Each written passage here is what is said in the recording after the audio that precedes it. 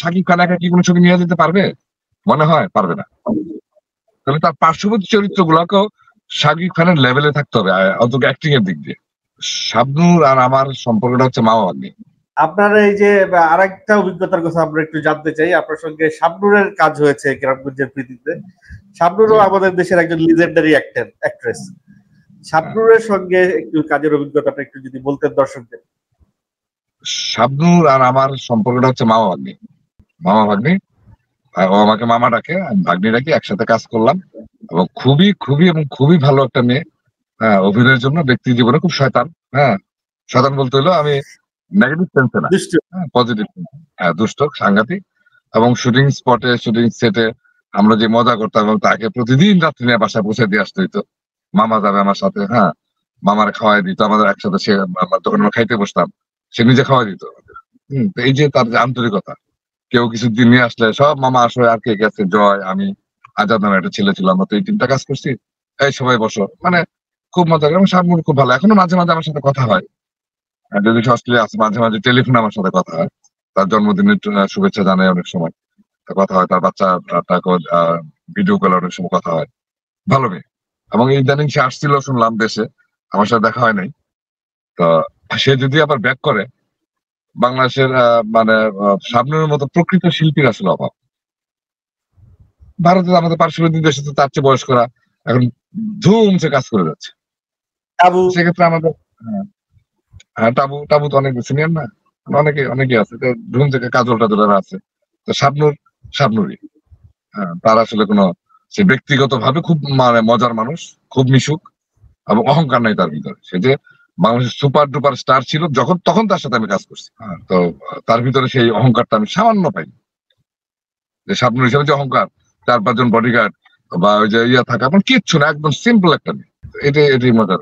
ভাই একটু শাবনূরের প্রসঙ্গটা যখন আসলো, আপনি যেহেতু তার অনেক কাছের মানুষ, শাবনূর সিনেমায় ফিরছে এবং তার যে ফিজিক্যাল ফিটনেস, এটা নিয়ে শাবনূর একটা প্রশ্নের সম্মুখীন হয়েছেন যে উনি যদি সিনেমায় আবার ব্যাক করেন তাহলে উনি যেন ওনার ফিজিক্যাল ফিটনেসটা ঠিকঠাক করে তারপরে আসেন, বা সিনেমায় একটু দেখে শুনে আসেন। সবার সিনেমাই যেন হ্যাঁ করে না দেন, কারণ এখন এখন শাবনূর যেটা করে, সে কিন্তু চ্যালেঞ্জ দেয়। সে নতুনদের সঙ্গে কাজ করে, নতুন ডিরেক্টরের সঙ্গে কাজ করে, নতুন হিরোর সঙ্গে কাজ করে। এখন যে পরিবেশটা, পরিস্থিতিটা, এখন সব নতুন কিন্তু সব ভালো হইতে পারে না, কারণ বাজেটের একটা বিষয় থাকে, নতুনের জানার লিমিটেশন থাকে, টেকনোলজির একটা লিমিটেশন থাকে।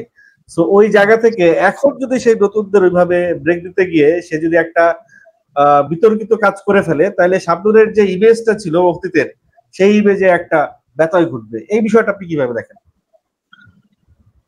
এটা নিয়ে আসলে আসলে এটা নিয়ে তো ভাবনার বিষয়। এটা নিয়ে আসলে কথা বলতে গেলে দুই ধরনের কথাই বলা যায়।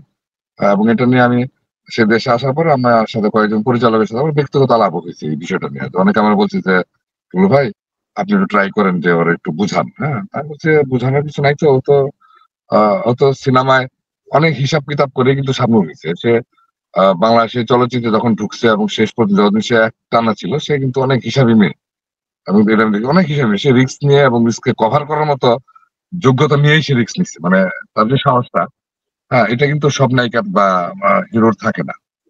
তো এটা একদিকে পজিটিভ এই কারণে, যেমন আমি হুমায়ুন আহমেদের কথা বলি, উনি নতুনদের নিয়ে খেলতো এবং স্টার বানায় ছাড়তো। রায়হান রাফি এরকম নতুনদের নিয়ে খেলতেছে যে যাদের কেউ চিনে না, বাইরে না।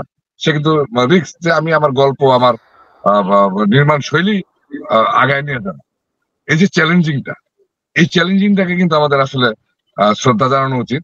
আর শাবনূরের ফিজিক্যাল, যেহেতু চলচ্চিত্র, ফিজিক্যাল ফিটনেসটা এটা প্রয়োজন, এটা প্রয়োজন, এটা হয়তো সে ওভারকাম করে আসবে। আর নতুনদের ক্ষেত্রে দুইটাই বলা যায় যে এখন তো হচ্ছে ওটিটির প্ল্যাটফর্ম, ওটিটির যুগ, ইউটিউবের যুগ।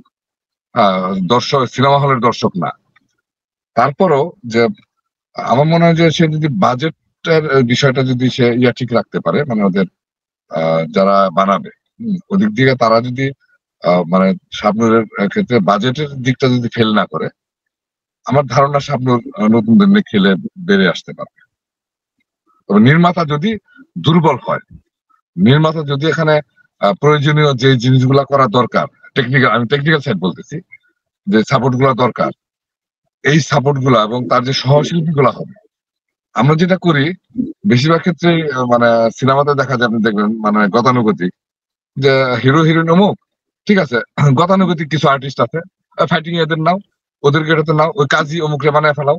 এরা অভিনয় জানে কি জানে না, হ্যাঁ, এদের দর্শক না প্রিয়তা কি, দর্শক যোগ্যতা কি, এইসব সাইডটা এদের দেখেই না। এই জিনিসগুলাকে যদি একটু মানে একটু গুরুত্ব দেয় যে একটি মেইন চরিত্র তখনই ফুটে ওঠে যখন পার্শ্ববর্তী চরিত্রগুলা সঠিক ভাবে থাকে। এটা আমার আমার যে আমি এখন আমি মেইন ক্যারেক্টার, আমি একাই নিয়ে যাবো, শাকিব খান একা কি কোনো ছবি নিয়ে যেতে পারবে? মনে হয় পারবে না। তবে তার পার্শ্ববর্তী চরিত্রগুলোকেও শাকিব খানের লেভেলে থাকতে হবে, অন্তত অ্যাক্টিং এর দিক দিয়ে, তখনই এটা ফুটে উঠবে। তো শাবনূরও যাদের সাথে অভিনয় করবে, আমি জানি না কারা এটা আর্টিস্ট, তো ওগুলো যদি পরিচালক সাহেব ঠিকভাবে নেয় এবং ওখানে যদি মানে খরচের বিষয়টা মাথায় না রাখে, যে না আমার অনেক খরচ হয়ে যাবে এই আর্টিস্ট নিলে, তাহলে আমার মনে হয় যে এটা যদি মাথায় না রাখি তাহলে অবশ্যই শাবনূর নতুনদের নিয়ে গেম খেলে বেরিয়ে আসতে পারবে। আর এই একবারে প্রোগ্রামগুলো একবারে সঠিক রিস্ক থেকে যাবে, এটা আমার ঠিকঠাক আমার বলছেন, হিসাব। একেবারে সঠিক বলছেন।